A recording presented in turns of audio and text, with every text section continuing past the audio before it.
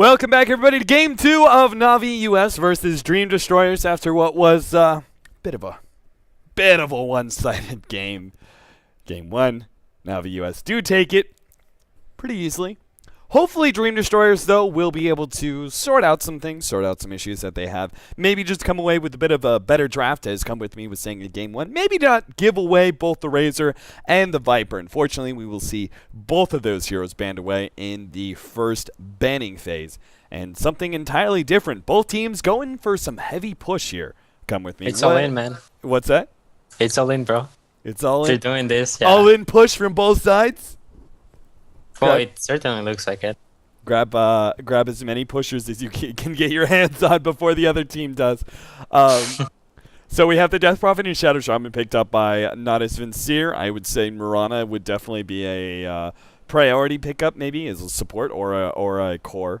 Either way, works really well with the Shadow Shaman. Dream Destroyers, meanwhile, have a Lycan as well as Jakiro. I have a feeling they're going to be running a support Jakiro and not the one position BZZ style Jakiro that we've seen in the past. Probably. I don't think it works quite as well with a Lycan. I guess not. I want them to pick a Vengeful Spirit, though. The Aura can do wonders because Lycan has wolves in the first place, and then if he gets a book as well, it's so much bonus damage for so many units. Yeah, that's and then the swap is also a great tool to deal with heroes like DP or Rasta, because you just swap them in the middle and they die. We're now going to see the Tidehunter picked up here by Natus Vincere, which is going to give them a nice little offlane and a good controlling hero with that AoE jump in, that AoE stun for the Lycan. When he does have all the Necronomicon minions and he's spamming out all this nonsense, at least the Tidehunter will just be able to get a brief hold and just go, everybody stop hitting for a moment. 2 seconds. Let's go ahead. Regroup this. And it's one of the best AoE disables in the game, right? Which is so key when running with a Death Prophet. That's why the Chronosphere, Faceless Void Chronosphere with the Death Prophet is such a good combination, because that AoE hold is so important for the Exorcism to be able to do a lot more damage than it normally can when these mobile units are running themselves away. I really like the Clockwork pick, though. I feel like if you manage to hook the Tidehunter, he's quite done, actually. He can just go and Ravage. And that gives you like a 6 seconds probably of time where you can actually focus other heroes without getting ravaged, or without getting a proper ravage at least. Right. Clockwork is also really great holding hero with the Jakiro. Like it's one of the, like you said, 6 seconds trapped inside those cogs. That's macro pyre time, baby. That's let it burn. So that's going to be a nice little combination. The Lycan, though, still questioning, because I feel like maybe they're going for a little bit more pick-off and split push-oriented style, while Na'Vis seem to be going all 5-man push right now. Yeah, it definitely looks like it. Yeah, with this fourth pickup now, the Enchantress, which is going to be able to give them a nice jungling advantage, but also early rotations, and most importantly, early push. Push that the Death Prophet can't quite keep up with. You know, like in that 10-minute period of time, those first couple of tier 1s, Death Prophet isn't really ready to push those towers just yet. Well, the Enchantress can do it for you. You know, a support Naga would also be really nice for DD, for example. Let's say if you take all your fights away from your towers and you force DP ultimate and Rasta Ward, if you have a Naga in the back with just a blink, or maybe even without blink, as long as he doesn't get ravaged, you can just walk in and sleep. And then that's a waste of DP ult and Rasta Wards, which has pretty long cooldowns actually. Yeah, I mean, it's nearly 2 minutes for both, and you can just sweat it out, and then you can go fight. And they're missing 2 big ultimates, at least. I mean, that's where the popularity, part of the reason that Centaur has been so strong here in this current meta, is that the disengage possibility. Yeah, the repositioning. Yeah, the repositioning offered to you from that ultimate is so important. Well, the Naga Siren ultimate is like the ultimate one. Like, everybody's just going to sleep for a really long time. You don't just regroup yourself, you also set up. Yeah, so you're able to, as long as nobody's like trapped in Serpent Wards, even then, like the team can group kill Serpent Wards. Yeah, you can kill them. It's not an issue. Yeah, so it's like you can go ahead and kill the Serpent Wards, back yourself up. The Ghosts will still be wandering around. They'll still do some damage, but it's that not concentrated damage that we were talking about the last time we had a discussion on Death Prophet where the Death Prophet needs to actually be like conscious and awake and targeting a unit in order for the ghost to focus on that one unit. Yeah, Otherwise, exactly. when you're stunned up, you're cyclone, those sort of things, the ghost will just kind of wander to whatever they can get their hands on, sort of thing. Rubik is now going to be picked up by Dream Destroyers, giving them another nice little holding hero, and of course a very active counter to the Tidehunter, looking to be able to steal some Ravages this game, as well as Serpent Wards, and maybe an Exorcism. 5 seconds remaining. I think the Rasta words are definitely doable though. Yeah, 100%. And it's insanely good. Time. So the last couple of bans, Navi, we still need to see a mid position here for Radiant Dream team Destroyers, ban. and that's why Navi are going to ban themselves the Tinker, because they have so much 5-manning team fight. They want to make sure that they keep one of the best turtlers in the game away from Dream Destroyers, because what they really need, they need that kind of like hero that's 10 just going to seconds delay the remaining. game for the Lycan to be able to, you know, actively split push. 5 seconds remaining.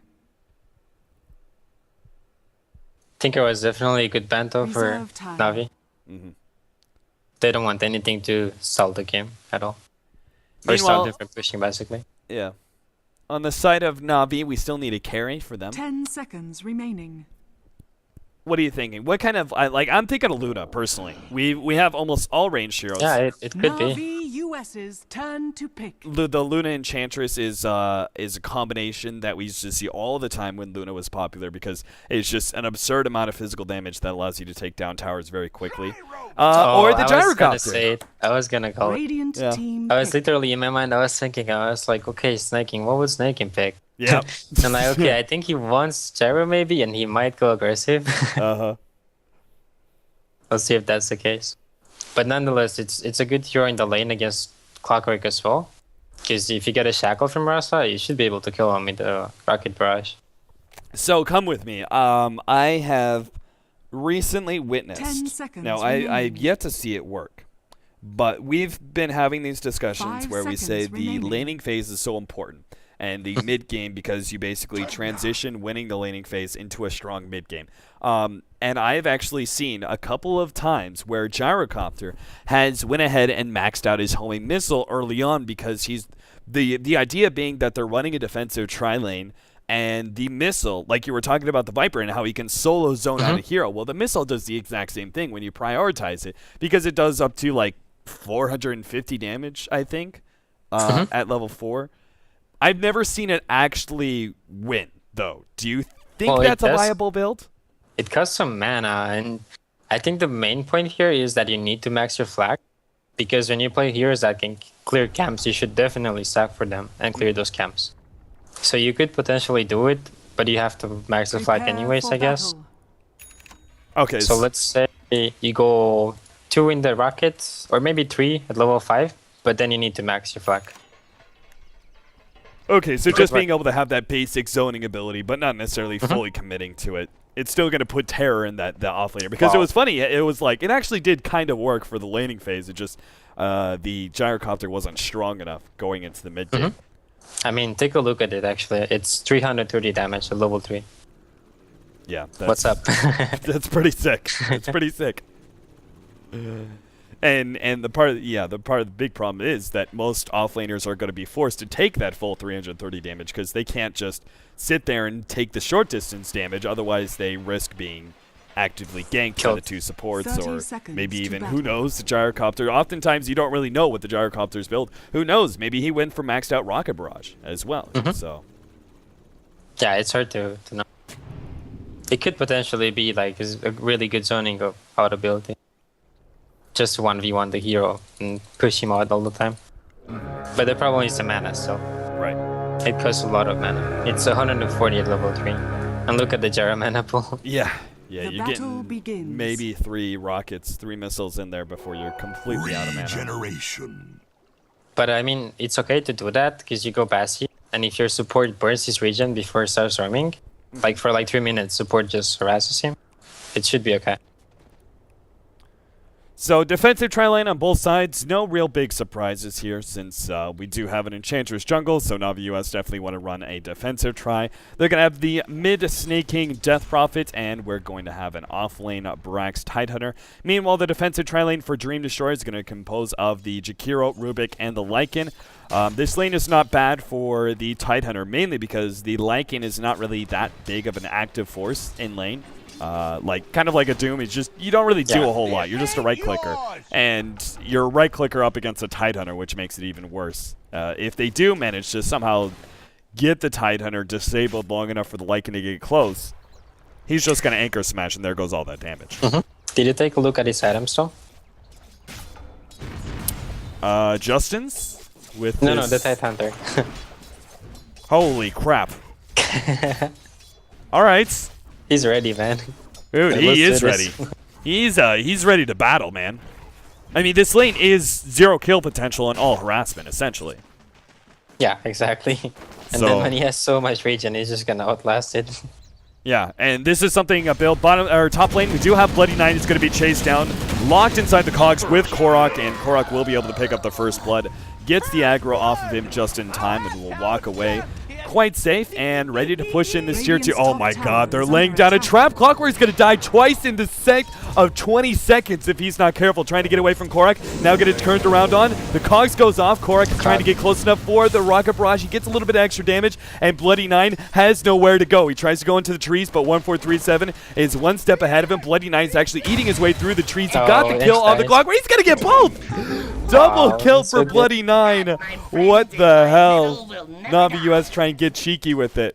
And the result is they actually feed the Clockwork a lot of golden experience. I think they really rushed this one, actually. It was obvious the Clockwork will get his cog off. So then, if the Centaur is in the cog and he's netted, he's not going anywhere anyways. Right. So you can just wait with your Centaur stun for the cog to be over. And then you stun him and Jara walks in and he dies. He can't, there's no way out of it. But if you stun right away and he cogs anyways, the Jara can get the damage off. Yeah, then you don't have that holding ability after the cogs are down, and so Korok was kind of forced to try and get the damage. Yeah, and then you feed 2 kills, basically. Yeah. Well, a very good start for Dream Destroyers, at least, where Navi US kind of drastically failed there.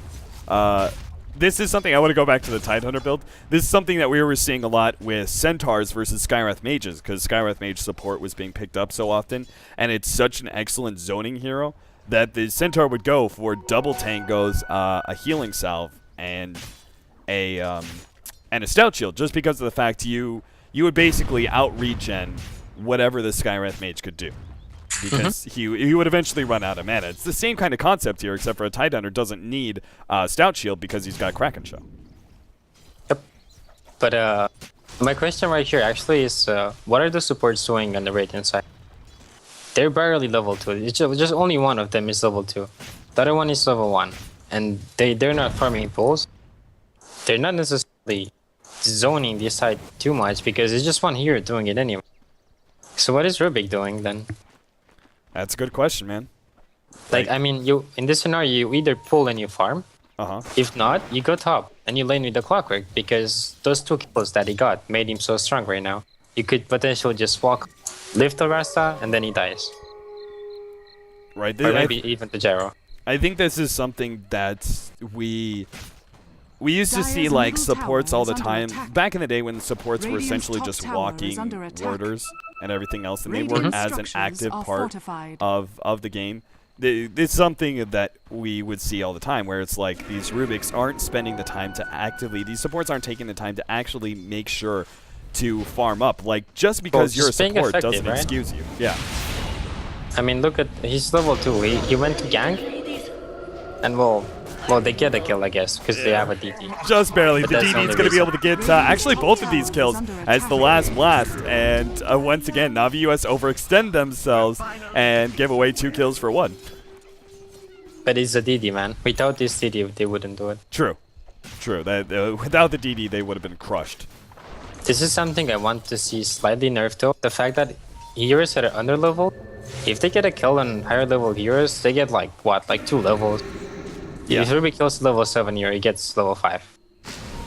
Oh, And I think Chobo. it's just fine. Oh god, he's turning around on Snake King, but the Centaur was going to run forward and stun him. He had no other choice to try and book it, but he does get taken down. Meanwhile, in the top lane, we do have the Gyrocopter who managed to kill the Rubik. Radiant's middle tower is Yeah. under attack. But it's just too late for this rotation, though. Yeah. He had to do it like 2.5 minutes ago. After those 2 kills happened for the clock. Because now look, Rasa is level 5, man. And then she's level 4. Well, THD's 3 and Rubik's 3. Radiant's middle tower is under attack. Yeah, I see what you're saying, man. They just, if they'd been able to run that aggro try that you were talking about, they wouldn't have allowed Navi US to be able to pull as much. The Radiant's supports top would be tower similarly is under under-leveled, attack. and who knows, they probably could have picked up a couple of kills here and there. Like, they just need to do something, basically. Yeah. The THD is doing the right thing by zoning the tide out. He lost a lot, the tide. But the Rubik needed to be more effective. Snake King going to be thrown around a little bit, but he doesn't care. Top lane is probably going to see that tier 1 tower finally falling, Radiant's top as tower is Navi under US attack. have been putting a lot of effort to do so, but after the one time where they fed that clockwork, kind of lost some ground. Finally, they will do it, Radiant's though, top as tower Fogg has is able to fallen. pick up that last hit, and he gets himself some arcane boots off of that one. So, very, Yeah, very nice super last fat. hit. Mid lane, Chobo actually gets off the ward in time. He's now going to drain Snake King's health. That was very well baited by Chobo. I have to give props to him Yeah. for that one. Yeah, it was very well played. Like the fact This that might he be an got off issue, that actually. ward right as the Crypt Swarm was going down as Dire's well middle was tower is beautiful. under attack. It could be an issue. The Spagnat's doing very well, man. And Yeah. well, the DP not so much. Apparently. Well, actually, he's doing fine on the DP still, but he's still feeding a bit. Very even So I felt CS between the two of them. The carries also rather even, 49 and 12 on Justin's Lycanthrope. Doing a bit better than the Gyrocopter. Obviously, the Gyrocopter died once in lane, so that is why you have a small discrepancy between the two of them. Middle lane, Snake King's actually going to pop his ultimate here. He's got the maxed out Witchcraft. He has the opportunity to be able to take this tower before the Pugna can claim the middle tier 1. And that's just because Pugna needs a little bit more support to take these towers. He needs to be able to Radiant's consistently middle blast tower one, has while fallen. Snake King solo can commit to forcing back Chobo, as you can see here. Able to just right-click him away. I was gonna say it. He still had haste, and I think the best choice for him was to go bait. Instead, he chose to Battle Crow, but the lack of mana is what lost him the tower. Otherwise, if he had his mana, he would nuke the creeps here, and then he would nuke here again, and there's no way DP can kill the tower. Dire's It bottom took a tower while for is them to under be able to attack. chase him down, but they finally got the Tide Hunter all because that anchor smash, just the 60%, so ridiculous right now. Yeah. And they're actually going to try and sneak in a very, very early Roshan, and this is all because of those levels that the supports were able to pick up They in can't lane. give a contest. They don't have time to do it. No, they don't. Roshan has fallen And to securing the dire. early Roshan is important for Navi because obviously you get all this gold and experience and the Aegis, it's all nice.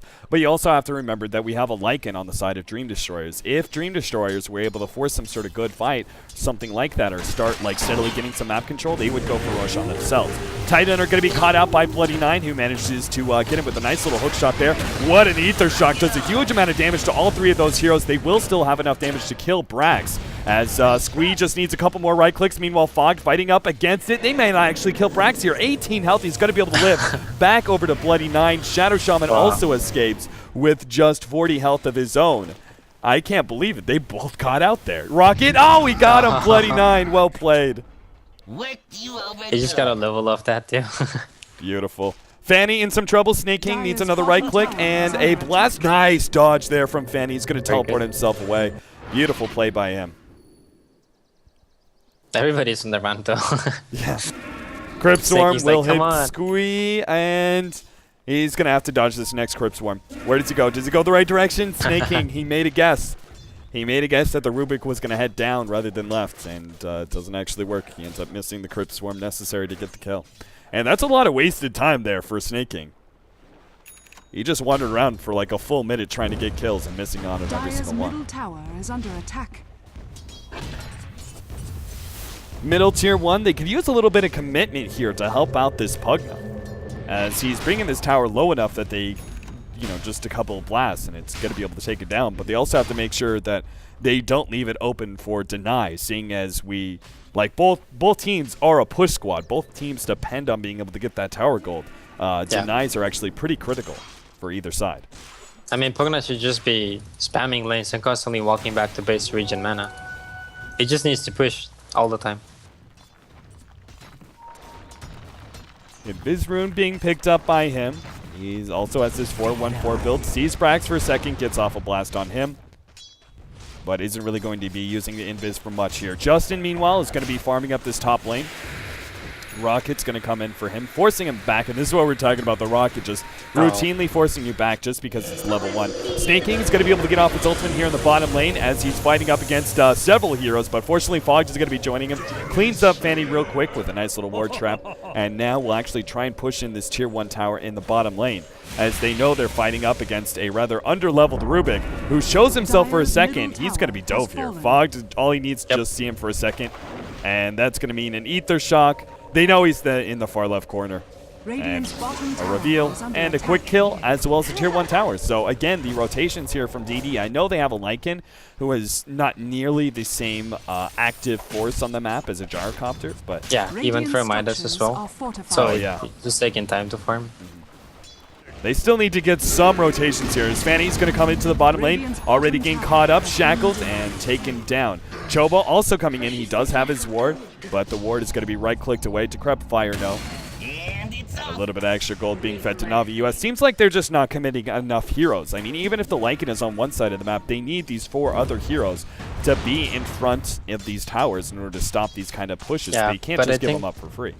Even if they go with 4 heroes, they can't really fight off, because Rubik's barely level 5. He just got it. How are you gonna fight them off when your supporter level 5 and there's level 8 and 7, and they actually have items? So do you think they should just be giving up these towers for free and just focus on getting levels? More like looking at split pushing. Yeah, okay. Well, they did try this tower. They did get mid tower for bottom. Hookshot's going to be able to grab Korok here as he's locked inside with the Clockwork, but this is the issue with the Clockwork up against the Gyrocopter.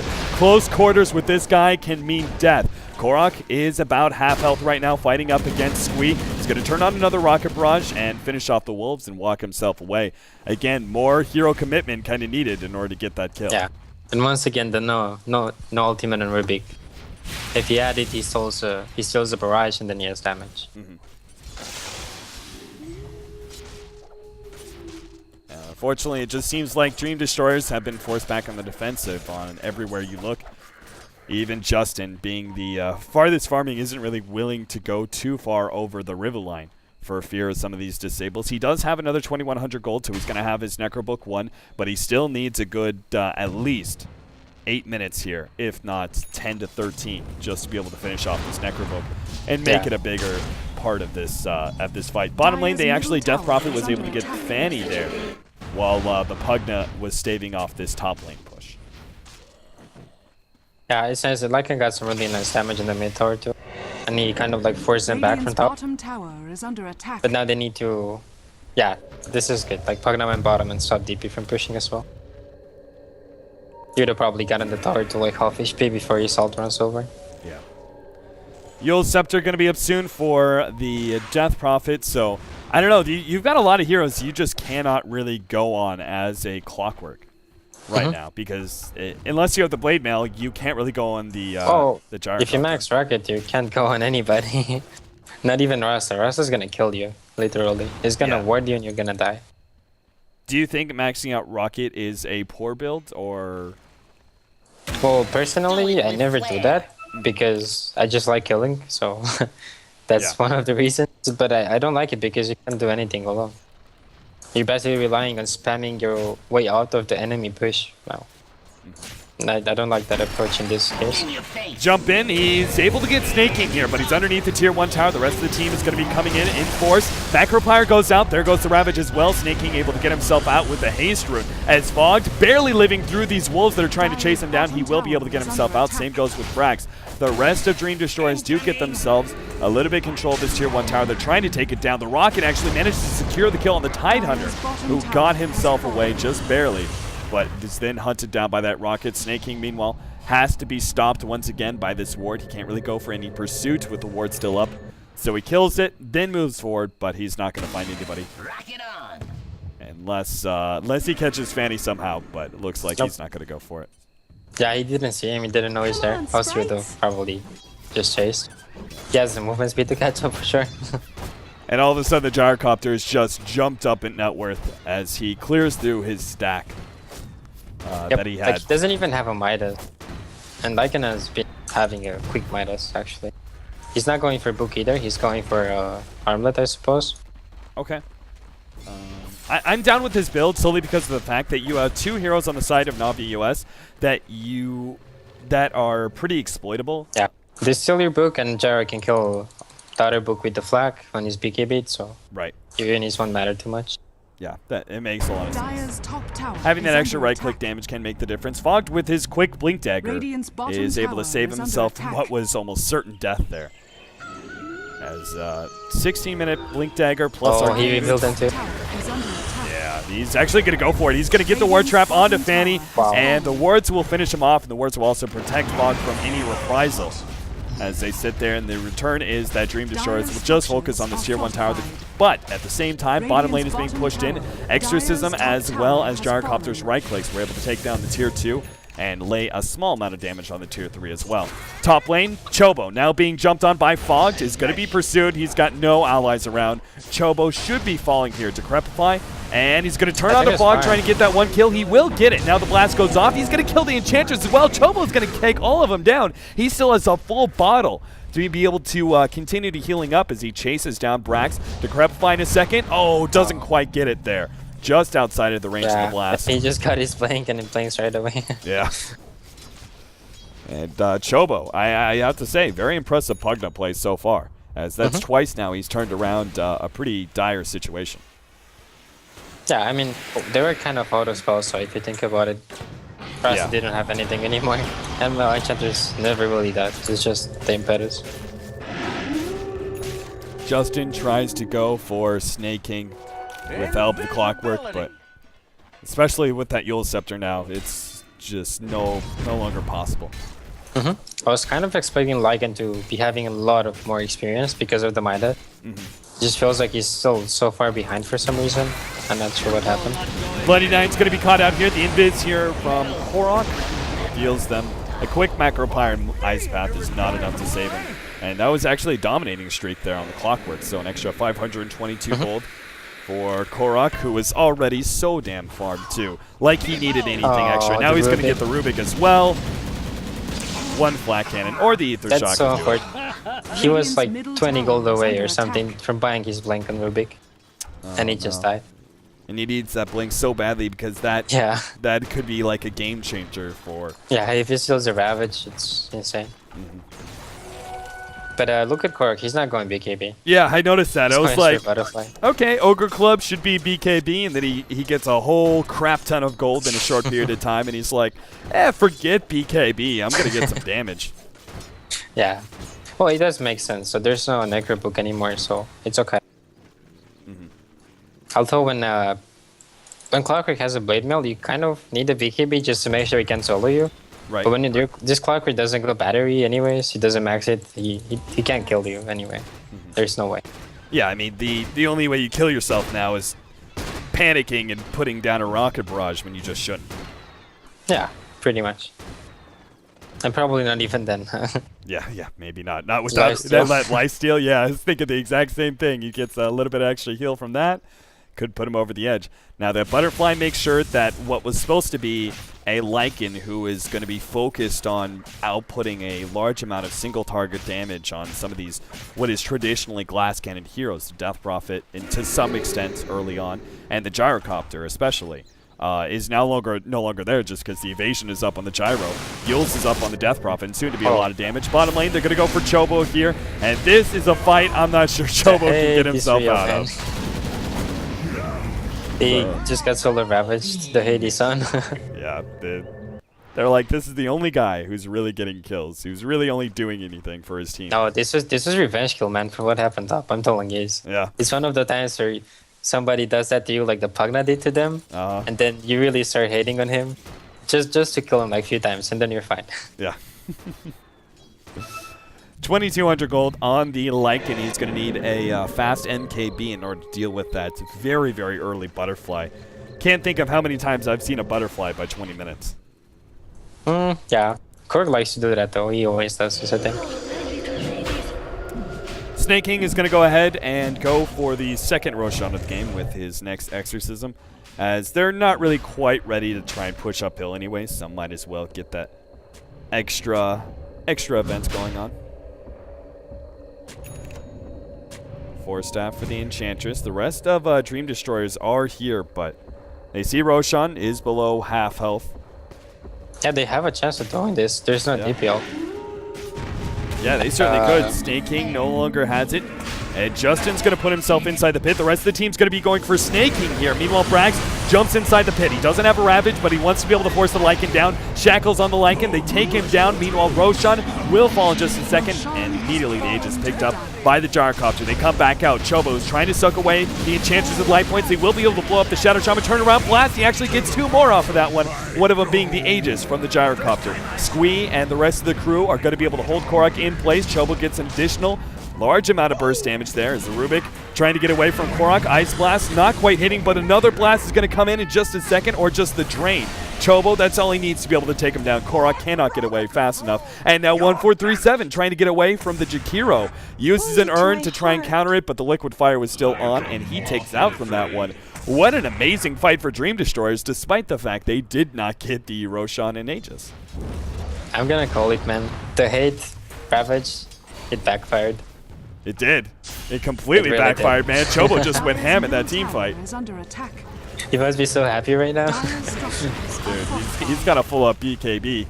Now he doesn't even care necessarily about the tight under Ravage if he gets it off in time. Dire's middle tower. He just needs to has go fallen. Aghanim now. Yeah.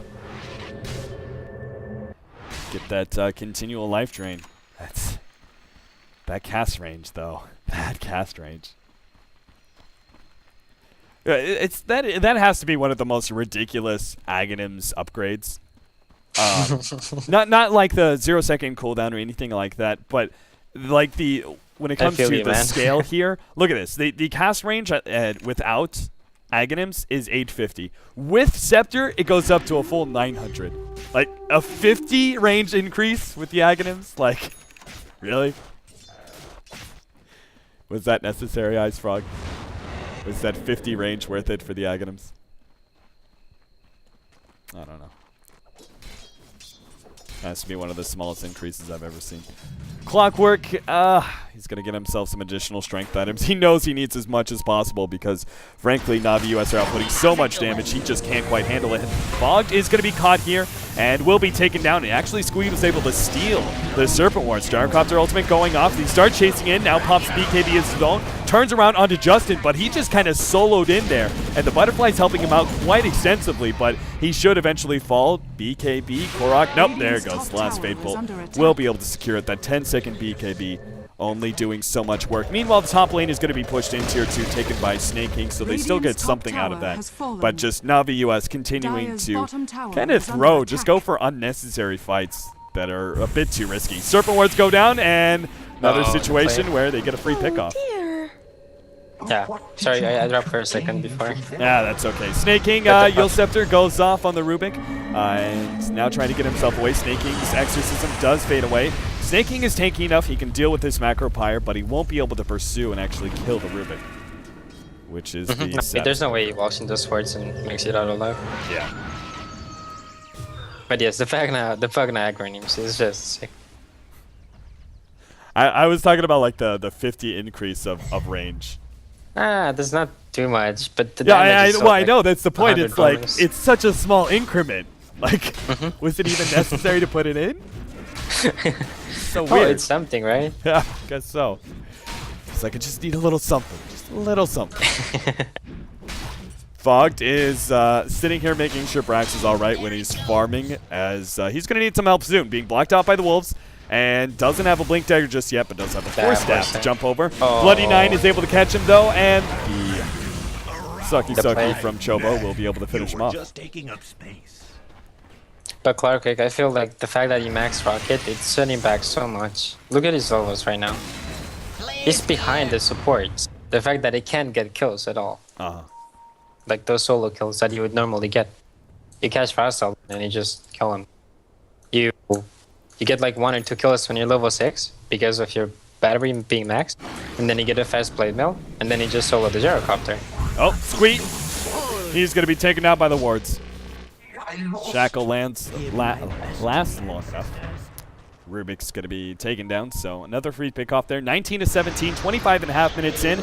Now, Snake King thinks he's got a free Jakiro, but there's a lot of teammates on the left side. They give up on him, though. Exorcism was used on a support. That's fine for them. Yeah, there's no point fighting that. He has a BKB. Yeah. Well, and a plate mill too. He's very tanky. Yeah, this guy's a beast.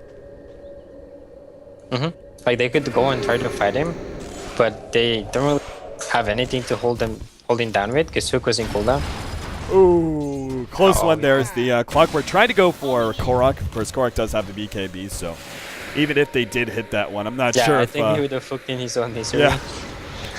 Heal Scepter going off. Should be fine here. Oh, is the Rock...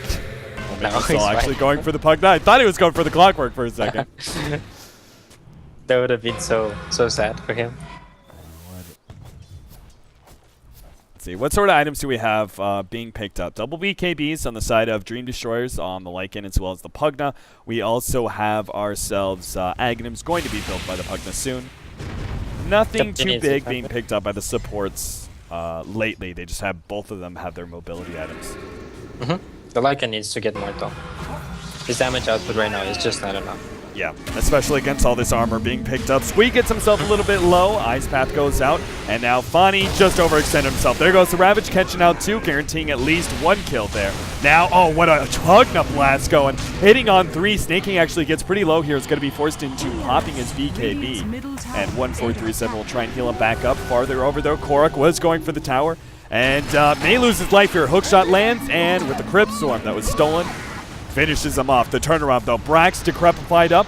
Chobo trying to keep in place. The rest of Navi US trying to extricate themselves from this terrible team fight they've just forced. 1-for-1 exchange so far. And well worth it for Dream Destroyers if they can get even more. The turnaround though. The Exorcism as well as the wards being laid down. The counter silence goes out. Fog just barely alive. Meanwhile, Snake King gets himself farther enough ahead. And Chobo starts draining away that HP. He might actually get him. Snake King dies. Wow. Chobo will die in return, but well worth it. 746 gold. Wow. Did he stop the push? The DP ult was gonna kill the tower, but now he can't. Yep. I gotta say, Chobo, I wasn't seeing really anything MVP, impressive man. out of Dream Destroyers in Game 1, but they're pulling out some plays here in Game 2. At least some of them. Definitely MVP so far. Yeah. So, Clockwork, what do you go from here? As do you go for the Aghanims or for the Force Staff? If it's me, I buy 4 staff, I hook gyrocopter, and then I run. yeah, right? I just cog him and run. Like, okay, you stay here, bro, and I'm gonna be over there. Yeah, because you can't afford to really sit in close range with him. Yeah, but you can disable him from killing your team. Yeah. Brax, what is he got? Looks like he's going to be trying to farm up a refresher here in the next few minutes. Already has the Oblivion staff for it, and as well as the Force staff. So he certainly has plenty of intelligence to get off a double ultimate, no problem. And the rest of Dream Destroyers looks like they're going to start pushing out a little bit and see if they can maybe find a pick off here. As there it is. Bloody Nine jumps in on 1437. Force staff outside of the cogs, though. They're going to try and go for Fog next. Squee doesn't have a blink just yet. Fogged also has a Force staff as well as a blink in a second. He should be fine. Back to the middle lane. Snake King forcing back Justin's Wolf. And it looks like Fanny and Rubik may end up being caught here as they're going to start circling around. Teleport away, and Fog spoils the fun there with a quick Hex. And only one of the supports managed to get himself out. So if you're in Dream Destroyer's position right now, you're being massively outfarmed still by Navi US, despite the fact you've had some decent team fights here and there. What's really your plan right now? Oh, you need Gyrocopter. I mean, you need Lycan to get fat enough. He needs 2 more items right now. He needs an MKB and Abyssal Blade. Chobo in some trouble here, going to be hexed up as Korok. finishes them off with the rocket barrage. Needed the extra help though, because otherwise Chobo could have easily won that little man fight going on. Thanks to Decrepify. Top lane is going to be pushed in by Justin, and this will give him the gold that you were talking about. He needs some additional damage. I'm presuming MKB should be his next pickup. Yeah, it could be, or he might just go Abyssal Blade. Clockwork missing the hook there as the Rubik is already taken out by the Exorcism. Now BKB going to be activated as Snake King. Is not messing around any longer. He just wants to get this tier 2 with this Exorcism and probably back himself up from here, or maybe not. Ward's going to be used here on the bottom lane. Na'Vi are going to rotate all the way in as Snake King's ultimate still going on for a couple of critical seconds, laying in a good amount of damage to the tower before they back themselves up. Tier 3 doesn't fall, but it does get critically low here. If I would be Lycan, I would go for an Abyssal Blade, just because I know Clockwork can stop the Gyrocopter from doing too much. And you notice how in every fight he's being kited so much, just because DP has so much movement speed as well with face on. Right. But Abyssal Blade could actually set up a kill for him. He can walk the rest, use Abyssal Blade and just kill him. There's no force stuffing out of that or anything, you just die. With MKB, you'll have to keep running after them, and well, it's very unsure if you can kill them because they'll just keep running. If Snake King wasn't unkillable before, he certainly is now. He's got a full Shivas coming out. Wow. So He needs more HP though, so. it's true. It's true. But yeah, MKB is one of the greatest items against heroes with a high armor, because he gets that magic damage from the procs. Oh, yeah. Bottom lane, they're jumping in. Actually managed to get Chobo there, but the Wolf is going to be loose here. BKB activated. He quickly chunks down the Tidehunter. Now Korok is going to turn around and try and fight this one. Fanny, unexpecting that flat cannon damage, will stick around a little bit too low, and Fog provides the backup that allows them to be able to claim this tier 3 tower. And looks like the Rax as well. The Lycan and the Clockwork, the only 2 heroes up, but one of them does not have his critical ultimate here. Clockwork is going to jump in onto Korok here, and he does have a Blade Mail when Korok doesn't have his BKB activated. But he does have a Satanic, you're right. The lifesteal is going to outdo everything he's trying to reflect back. Korok will keep himself pretty healthy, and now with Snake King coming into play, it's going to easily be a Barracks, and now they're going to completely surround Justin as well, just as his ultimate was going to be up soon, too. Wow. The rocket caught him, and he stunned him right here, and then Rasa just blanked and nuked him in Fountain. Oh, disgusting. Snake King, well, looks like he's tired of this game. He's now trying to silence towers and also use his full exorcism just to take it down. As like, shut up, tower. Yeah. Stop talking to me. Fog, he's got wards up. He just needs the mana. So expensive. Snake King pops his BKB, the full exorcism. He just doesn't care right now. Yeah. And he takes a bit of damage, but it's going to be rapidly healed up. Korok pops his BKB, meanwhile farther to left. Fanny's going to die. Actually, good force stab to try and make sure that last Impeta shot doesn't kill him. Oh my god, the Enchantress gets blown up there from a right click, as well as the Pugna ward, and the rest of Navios will actually all be dying here as they push themselves a little too deep right in front of the throne, 33 minutes in, and Dream Destroyers do manage to punish them for it. Yep. Well, I guess like what mainly went wrong in this game is, first of all, like support movement in the early phase for DD. Right. And afterwards, so Lycan not being able to keep up with the good farm that he had first 12 minutes or 14 minutes, I would say. Top tower has fallen. He was just really scared. I guess he didn't have the best map control, but you can always use the wolves, right? Yeah. Okay. Standard. That just happened. Standard Korok making this game a bit interesting with his full Divine Rapier pickup with, I mean, he's already got a Butterfly, so, and he's Satanic. It is kind of like the last item for a Gyrocopter, right? Mm-hmm. Well, he still has slot for one more, but yeah.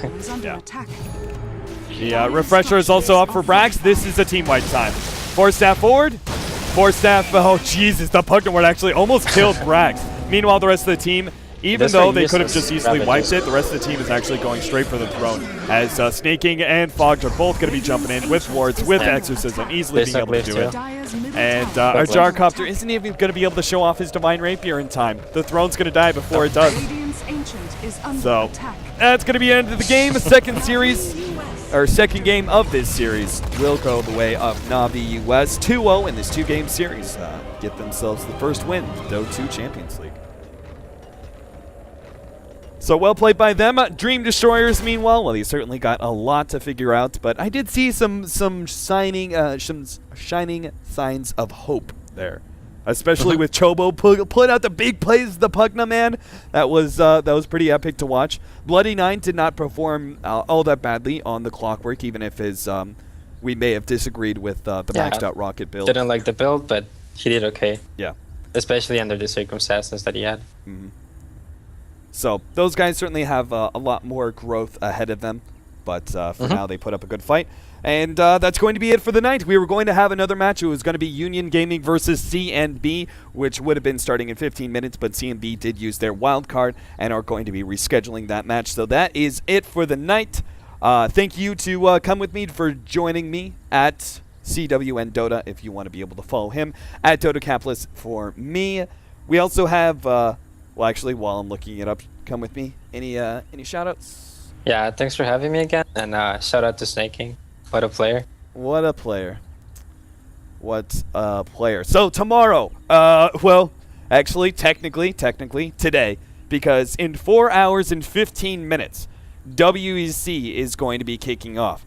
And you guys do not want to miss that. That is going to be happening on both Join Dota Red and Join Dota Blue. Thankfully, I don't have to stay up for the rest of the night and cast that on Join Dota Blue and be here till noon. I get to go to bed because Bayskip is going to be on Join Dota Blue. Toby is going to be on Join Dota Red. And that happens 4:30 all the way until about 16 CEST. So a large amount of Dota, 12 hours pretty much of Dota coming ahead. And also that's going to be happening the day after as well. I will be back in time for ESL 1. That's going to be starting at 20:30 CEST. That's going to be on Join Dota Red. NVMI versus Empire is happening. And then follow that up with the MSI Beat It, US winner bracket, and lower bracket finals are going to be happening. Or sorry, that's going to be happening on Sunday night. We're going to just be doing the lower bracket MSI Beat It on Friday night. So that's the schedule ahead, guys. JoinDota.com for all your other things. And thanks so much for tuning in. We'll see you guys tomorrow.